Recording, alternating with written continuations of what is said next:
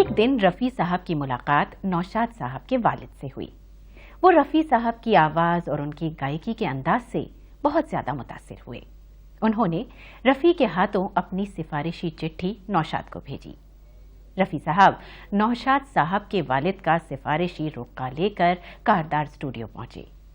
नौशाद साहब ने रुक्का लेकर जब पढ़ा तो उसमें लिखा था, इसकी आवाज़ में एक ख़ास किस्म की चुम्बिश है। नौशाद साहब ने रफ़ी साहब को सबसे पहले जिस फिल्म में गाने का मौका दिया था, उस फिल्म का नाम था पहले आप। मोहम्मद रफ़ी साहब 1947 मेरे ख्याल से जब सेकेंड वर्ल्ड वॉर का एंड हो रहा था, उस वक्त एक फ़िल्म बन रही थी पहले आप, कारदार प्रोडक्शन में।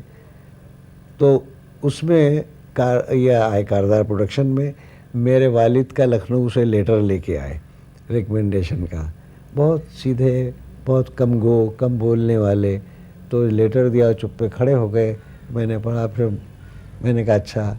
कोरस उस वक्त एक हो रहा था, हिंदुस्तान के हमें हिंदुस्तान हमारा, हिंदू मुस्लिम दोनों की आँखों का तारा, ये कोरस था।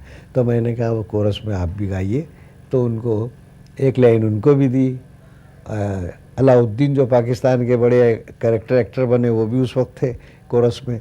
अलाउद्दीन की एक लाइन, एक जी.एम. दुर्रानी साहब उस वक्त के सिंगर, जी.एम. दुर्रानी, मोहम्मद रफ़ी, एक मोतीराम थे, वो इन सब की एक एक लाइन थी।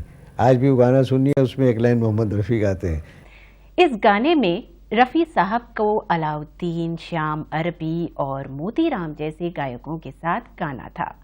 इस गाने में रफ़ी साहब ने सिर्फ 2 लाइनें गानी थी। उन दिनों आज की तरह रिकॉर्डिंग नहीं हुआ करती थी। फौजियों का गाना था। रफ़ी साहब को फौजी जूते मंगवाकर पहना दिए गए।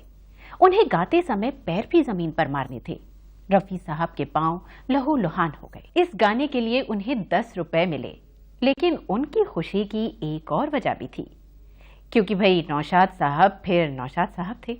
इतने महान और काबिल मौसीकार के साथ गीत गाने का मौका जो उन्हें मिला था। इस गीत के बोल थे, हिंदुस्तान के हम हैं, हिंदुस्तान है हमारा, हिंदू मुस्लिम दोनों की आंखों का तारा। फिर मोहम्मद रफ़ी कह रहे हैं, मेरी आरजू है कुंदन लाल सहगल के साथ एक लफ्ज़ गा लूँ। तो शाहजहां फिल्म में आप देखिएगा, मेरे सपनों की रानी रूही रूही, उसमें आखिर में फ़कीर एक गाता हुआ जा रहा है, मेरे सपनों की रानी रूही रूही। वो मोहम्मद रफ़ी से वो लाइन गवाई थी, उनकी आरजू थी। तो मोहम्मद रफ़ी से पहला कोरस गाना गवाया था, जिसके 10 रुपये उनको मिले थे।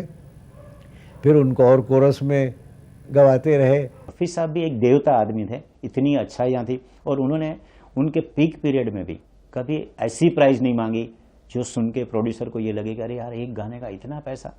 हमेशा ये लगता था कि यार रफ़ी साहब इतने ही पैसे लेते, इतने ही पैसे में वो गाने गाते हैं।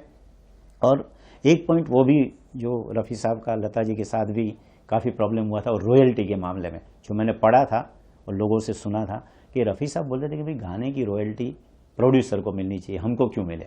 और लता जी मेरे ख्याल से खुद रॉयल्टी लेती थी। उस पॉइंट पे लता जी के साथ भी मतलब उन्होंने कितने साल तक गाने नहीं गाए। और बाद में जब राज कपूर जी के कोई फिल्म में सेटलमेंट हुआ और फिर रफ़ी साहब ने लता जी के साथ गाना गाया, तो इतने वो सच्चे आदमी थे कि सच्चाई के लिए वो किसी से भी अड़ सकते थे। तो रफ़ी साहब भी मतलब सचमुच एक देवता इंसान थे। जब तक हमारी इंडस्ट्री रहेगी तब तक, जब तक ये दुनिया रहेगी तब तक लोग रफ़ी साहब को, नौशाद साहब को नहीं भूलेंगे। हमारी